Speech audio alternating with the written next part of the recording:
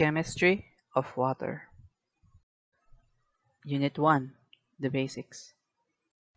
Definition of water. Water is a molecule which is composed of the elements hydrogen and oxygen. It also exists in three states of matter, which are in liquid, gas, and solid states.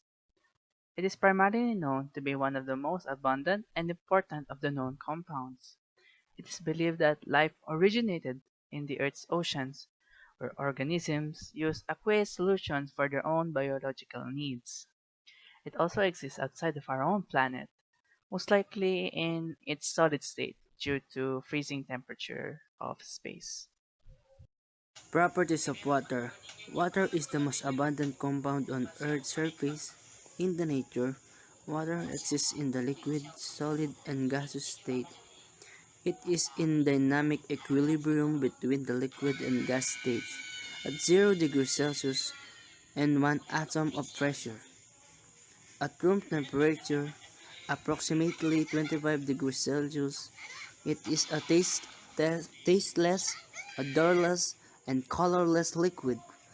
Many substances dissolve in water and is commonly referred to as the universal solvent. Water has low molar mass of its constituent molecule.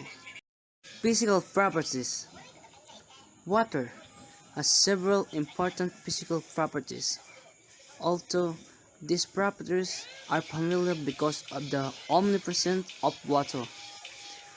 Most of the physical properties of water are quite atypical. Specific heat capacity. Water has the highest specific capacity, 4.184 joules. Specific heat is defined as the amount of heat 1 gram of a substance must absorb or lose to change its temperature by 1 degree Celsius. Chemical properties. A chemical property is a characteristic of particular substance that can be observed in a chemical reaction. Some major chemical properties include flammability, toxicity, heat of combustion, pH value, rate of radioactive decay, and chemical stability. Furthermore, the major chemical and physical properties of water are: water is a tasteless, odorless liquid at standard temperature and pressure. The color of water and ice is intrinsically a very slight blue hue, although water appears colorless in small quantities.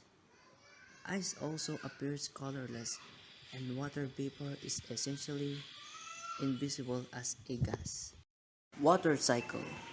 The water cycle describes how water evaporates from the surface on Earth, rises into the atmosphere, cools and condenses into rain or snow in clouds, and fall again to the surface as precipitation. The cycling of water in and out of the atmosphere is a significant aspect of the weather patterns on Earth. Boiling and freezing points. Boiling point elevation is the raising of a solvent. Boiling point due to the addition of a solute.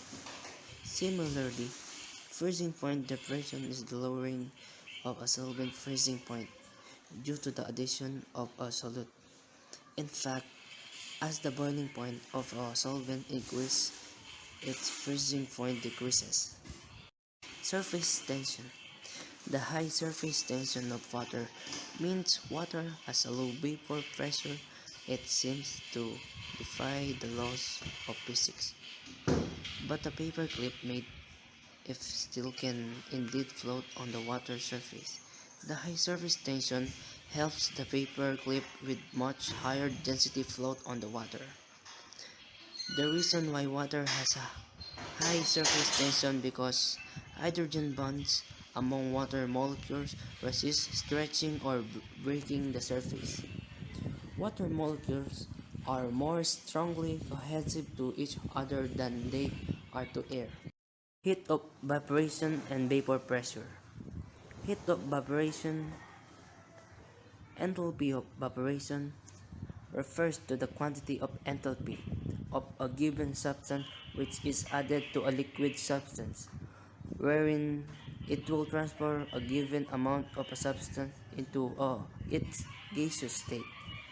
Water's heat of evaporation at 100 Celsius is 40650 J mole or 40.65 kg mole. Vapor pressure is the amount of exerted pressure inside a closed system at a given temperature from a water vapor from a vapor that is in its thermodynamic equilibrium along with its other phases, either solid or liquid. Water's vapor or pressure as at 100 Celsius is 658.0 torr. Viscos- viscosity. Viscosity is a measure of the resistance of a liquid toward being deformed when under shear stress. Hence, it is also known as shear viscosity. It is caused by the attractive forces between molecules and in close contact and the friction between molecular chains. So my topic is all about water molecule, and the reason water has a bend shape is that the two lone pair of electrons are on the same side of the molecule. They really repel each other as they are only attracted to the oxygen atom in the water molecule. The oxygen has 6 valence electrons and thus needs 2 more electrons and 2 more hydrogens atom to complete its octet. Next is types of bonds for H2O. A polar bond is a covalent bond between two atoms where the electrons forming the bond are unequally distributed. This causes the molecule to have a slight electrical dipole moment where one end is slightly positive and the other is slightly negative. Water is polar due to the fact that it is bend shaped.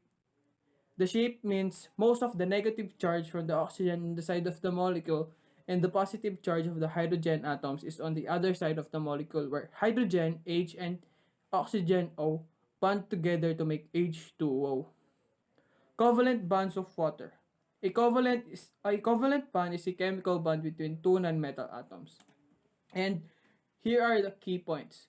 Water has a bend shape and water has a polar covalent bond. That's all. Thank you. Water solubility. Solubility is defined as the maximum quantity of a substance that can be dissolved in another. It is the maximum amount of a solute that can be dissolved in a solvent at equilibrium which produces a saturated solution. Take note, not all substances can be dissolved in water. Substances that dissolve water are crystalline and have a grainy texture, while substances that are insoluble in water are found to have powdery and dry texture since they are not crystalline. Factors affecting solubility: temperature, pressure, and polarity. Temperature. Usually, the solubility of a given solute in a given solvent depends on temperature. Solubility tends to equate with rising temperature for several solids dissolved in liquid water. They vibrate faster as water molecules heat up, and are better able to communicate with and split the solution apart.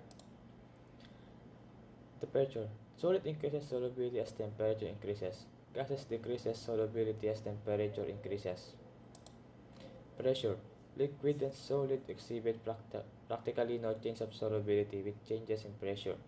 Gases, as might be expected, increase in solubility with an increased pressure. Pressure. The greater the pressure, the greater the solubility.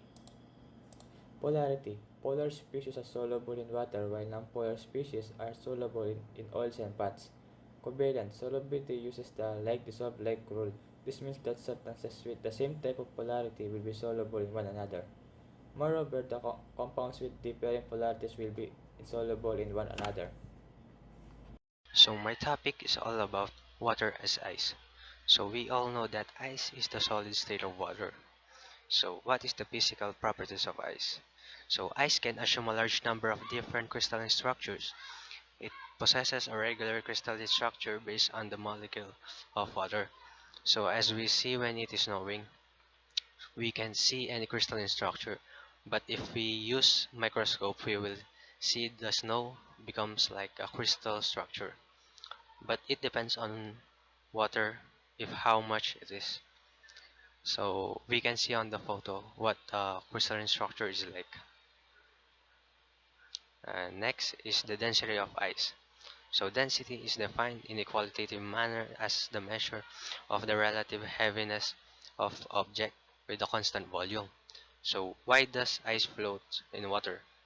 Because ice is less dense than liquid water, which is your ice cubes float in your glass. So how to get the density of ice and water? So by this formula, so density is equals to mass over volume. So by that formula, we can get the density that we are finding. So next is ice and the water cycle. So the water cycle describes how water moves above, on, and through the earth, but in fact, much more water is in storage at any one time than is actually moving through the cycle. So by storage, we mean water is that is locked up in its present state for a relative long period of time. So ice is like a water cycle but different in temperature. So it depends where it will precipitate or kung saan siya babagsak. It depends on the location or area and the temperature of that area. Our topic for today is water gas. Water gas is a mixture of carbon monoxide and hydrogen produced from synthesis gas. Synthesis gas is a useful product but requires carefully handling due to its flammability and the risk of carbon monoxide poisoning. Synthesis gas is made by passing stream over red hot carbon from fuels such as coke. H2O plus C, reaction RO2 H2 plus CO, delta H is equal to positive 131 kJ mole. The reaction is endothermic, so the fuel must be continually reheated to keep going. O2 plus C, reaction R2 CO2, delta H is equal to negative 393 kJ mole. Alternatively, to prevent contamination with nitrogen, energy can be provided by using pure oxygen to burn carbon into carbon monoxide. O2 plus 2C, reaction RO2 2C, 2CO, delta H is equal to 221 kJ mole. Nearly all of the water is located in the lowest layer of the atmosphere. The troposphere, water is present in variable amounts in the atmosphere from 0% to 4%. Role of water vapor in climates. Water vapor is also the most important greenhouse gas in the atmosphere. Heat radiated from Earth's surface is absorbed by water vapor molecules in the lower atmosphere. Water and solar energy. Water vapor is a clear, colorless gas. It does not absorb visible light, so it is unaffected by the mass of solar radiation in the troposphere. However, water vapor is a greenhouse gas. It absorbs heat energy from the earth. This consists of particles and liquid and solid water that reflect approximately 20% of the incoming solar radiation in the troposphere. Humidity. Humidity is a concentrated water in its gaseous phase present in the air. The concentration of the gas relates the amounts of gaseous molecules inside the volume. The amount of gas can be expressed in molecules, moles, or grams. The polarity of water. Water is a polar molecule because the charge is unevenly distributed. So if you look at the top of this molecule, the red oxygen is slightly negative and it's also considered as the very electronegative atom, while the two hydrogen atoms are positive. Therefore, we have an uneven distribution of charges, and that explains why water is considered as polar molecule. Next is hydrophilic versus hydrophobic. Hydrophilic substance dissolve in water, and this includes ionic compounds like salt and polar molecules like alcohols. Most ingredients in any drinks that we take are hydrophilic, thus dissolve in water. Because water is a polar molecule, and hydrophilic substance break down to be surrounded by water, while hydrophobic does not dissolve in water. In fact, they repel it. One of the best example of hydrophobic is oil, and other fats, as well as the non-polar molecules, are considered hydrophobic. Why oil doesn't mix with water? In fact, oil floats on water because it's less dense with this super tight hydrogen bond. Oil is a nonpolar molecule and they usually have no charge. And we all know that water is a polar molecule. So imagine that when we mix water with oil, definitely the oil will repel the water, and that's called the hydrophobic, or simply say that nonpolar molecules are not attracted to water. Why salt dissolves in water? Salt, or also known as sodium chloride or NaCl, is an ionic compound. So when we mix salt with water, the salt dissolves because the covalent bonds of water are stronger than the ionic bond of the salt. Therefore, the positive sodium ion will break away and will attach to the negative oxygen of water. And also chloride ion will break away and will attach to the positive hydrogen atom. Acid and base. Acid. An acid is a substance that donates hydrogen ions. Because of this, when an acid is dissolved in water, the balance between hydrogen ions and hydroxide ions is shifted. Now there are more hydrogen ions than hydroxide ions in the solution. That is why this kind of solution becomes acidic. Base. A base is a substance that accepts hydrogen ions. When a base is dissolved in water, the balance between hydrogen ions and hydroxide ions shifts the opposite way. Because the base soaks up hydrogen ions, the result is a solution with more hydroxide ions than hydrogen ions. This kind of solution becomes alkaline. In short, we can say that when the hydroniums and the hydroxyls are out of balance, or if there are more positively charged hydroniums than negatively charged hydroxyls, then the substance is acidic, while if there are more negatively charged hydroxyls than positively charged hydroniums, then the substance becomes basic. Next is the ionization of water. In water, H+ is transferred from one H2O molecule to another. One water molecule acts as an acid, while another acts as a base. Because of its highly polar structure, liquid water can act as either an acid by donating a proton to a base, or a base by using a lone pair of electrons to accept a proton. For example, when a strong acid, such as hydrogen chloride, dissolves in water, it dissociates into chloride ions and protons. The proton, in turn, reacts with the water molecule to form the hydronium ion. Next is the pH scale. pH is a measure of hydrogen ion concentration, a measure of the acidity and alkalinity of a solution. The pH scale usually ranges from 0 to 14.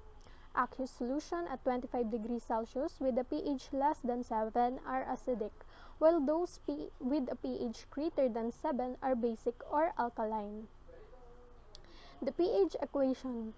The equation for calculating pH was proposed in 1909 by Danish biochemist Søren Peter Lauritz Sørensen. The pH is calculated using the expression pH is equals to negative log H+, where log is the base negative 10 logarithm and H+ stands for the hydrogen ion concentration in units of moles per liter solution.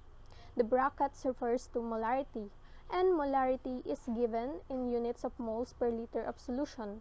Therefore, to calculate pH, first convert concentration to molarity. The easiest way to perform the calculation is on a scientific calculator is to enter the hydrogen ion concentration. Just press the log key and then take the negative of the value.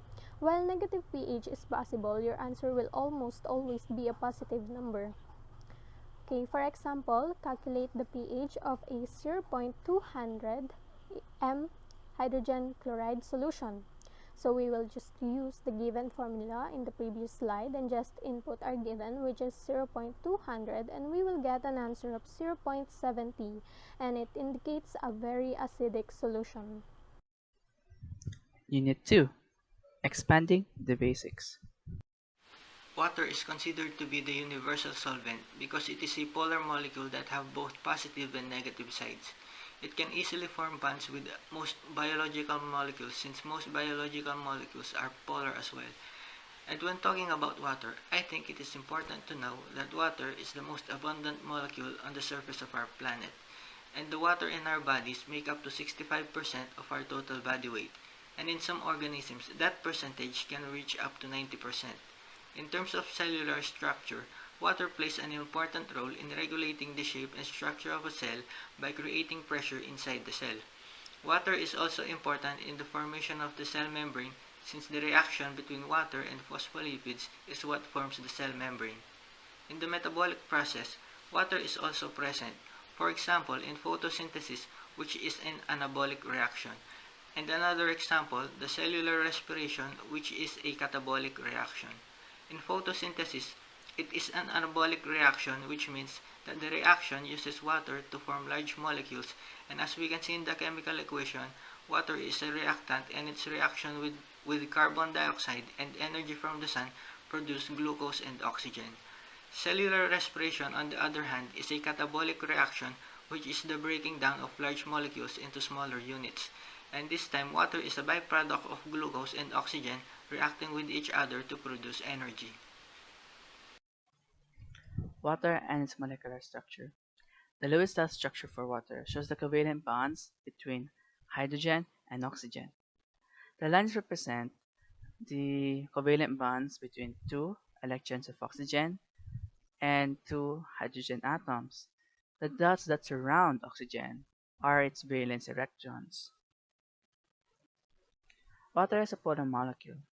Electronegativity has something to do with water being a polar molecule.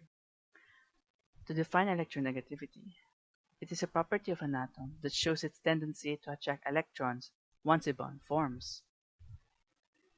As you can see, oxygen has a 3.5 electronegativity, while hydrogen has 2.1 electronegativity. The shape of the molecule shows the positive charge of two atoms of hydrogen and the negative charge of oxygen are at opposite ends of each other. The molecule is polar due to its shape. Its shape is polar because of the small difference between the electronegativity of oxygen and hydrogen. The molecule is a dipole due to positive and negative charge being separate from each other. Intermolecular forces, dipole-to-dipole interactions. This is the attraction and repulsion of polar molecules with their positive and negative ends. Hydrogen bonding. It is a type of dipole-to-dipole interaction that has a hydrogen atom of that is already bonded with an electronegative atom interact with another electronegative atom. Oxygen to hydrogen bonds are polar but leaves hydrogen electrodeficient.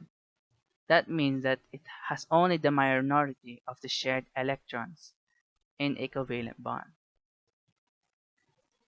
Hydrogen bonding in water. An oxygen atom has two lone pairs of electrons that bonds with two hydrogen atoms, forming 2HO. Water molecules bond with each other due to hydrogen bonds. That's when a hydrogen atom of one molecule comes in contact with a neighboring molecule's oxygen atom. Special properties of water are due to the cluster of hydrogen bonding formed while in liquid state. Special properties like self-cooling of animals, high heat of vaporization, duration of liquid, etc. Ice is also formed by hydrogen bonds. Hydrogen atoms create a tetrahedron shape around water molecules. This forms a crystalline lattice, and if compacted, makes ice. Aqueous solution is any solution in which water H2O is the solvent. In a chemical equation, the symbol AQ follow a species name to indicate that is in a aqueous solution. Although water is often called the universal solvent, it dissolves only substances that are hydrophilic in nature.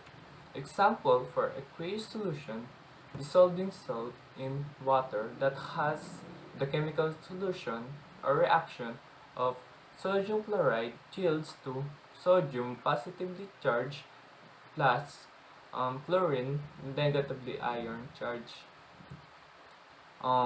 Also, this process of splitting up molecules into positive and negative ions in the solution is known as ionization process. Ionization is the process by which ions are formed by gain or loss of an electron from an atom or molecule. If an atom or molecule gain an electron, it becomes negatively charged an ion, and if it loses an electron, it becomes positively charged an cation. Next, diffusion. It is the movement of the substance from an area of high concentration to an area of low concentration. It happens in the liquid and gases because their particles move randomly from place to place. It is an important process for living things. It Unit is 2. how substance Expanding move the in and out basics. of cell. Example of diffusion. Water diffuses into plant through their root hair cells. The water moves from an area of high concentration in the soil to the area of low concentration into the root cells. This is because the root hair cells are partially permeable or semi-permeable. The diffusion of water like this is called osmosis. Osmosis is the process where the solvent molecules moves through a semi-permeable membrane from an dilute solution into a more concentrated solution, which become more dilute. In the most cases, the solvent is the water. Osmosis is the solvent may, however, be another liquid or even a gas. On both sides of a membrane, osmosis acts to equalize concentration. Since the particles of the solvent are unable to cross the membrane, it is the water or the other solvent that needs to move. My topic for today is different measures of concentration of water. Molarity is defined as the number of absolute moles divided into liters by the volume of the solution. It should be noted that molarity is defined as solvent moles per liter of solution, not solvent moles per liter of solvent. Up this point, stoichiometry has been used to count atoms, molecules, and ions by measuring the mass of pure substances and calculating the number of chemical entities using molar masses or moles. Many of the reactions we have studied include solution where we are interested in solution that is dissolved in a solvent and independent of the solvent. We can't measure the mass of the solution. Concentration absolute. There are two fundamental ways of reporting the concentration of a solvent solution. By reporting the mass of the solvent in a given volume or by reporting the number of solvent moles in a given volume. These are efficient conversion variables that defines a solution equivalent mass or moles to the volume of the solution. Ion concentration in solution. When ionic compounds dissolve, its ions breaks up. Aqueous solution. An aqueous solution is any type of solution in which the solvent is water. The symbol is Aq. In the chemical equation follows the name of a species to indicate that it is an aqueous solution. Ionization. The method by which ions are formed from an atom or molecule by gain or loss of an electron. That's all. Thank you. Good day, everyone. I am Lanz with Castro, and today I'm going to discuss calorimetry with water. First, I'm going to discuss the basics and what you need to know in order to do calorimetry with water. So the first one is a specific heat capacity. So specific heat capacity is defined as the amount of heat required to raise the temperature of 1 kilogram of substance by 1 Kelvin. So we need to know that heat and temperature are two different things. So heat is equals to energy. Heat is energy, and it is labeled as joules.